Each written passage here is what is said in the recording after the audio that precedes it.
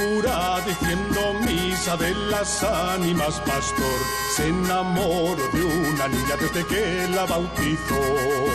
Mientras sus padres vivieron no la pudo lograr, no, es que sus padres murieron, huerfanita se quedó.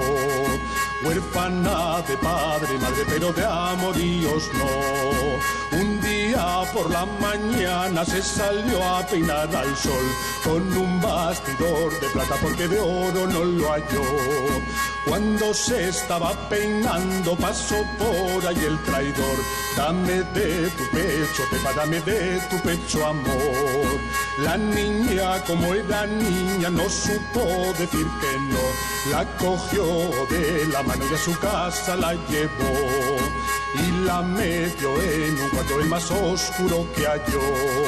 Allí la tuvo 7 años sin ver la luna y el sol. Al cabo los 7 años a su cama la llevó. ¡Dai!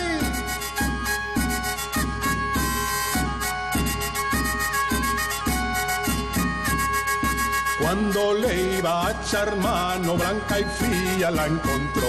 La cogió entre sus manos y en su cuarto la tiró. Vecinos los más cercanos, de los que más quería yo, ven y sacar el cadáver que en su casa falleció. Unos cogían la pala y otros cogen el pitón, y el cura para decir misa 3 veces se revistió.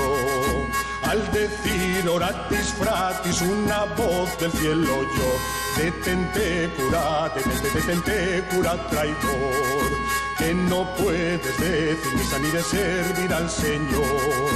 Deme usted la penitencia de las más grandes que halló, vaya usted barriendo calles de este Palencia de Aragón. Si esa es poca penitencia, deme usted otra mayor, métase un ornamento cuando esté el mayor ardor.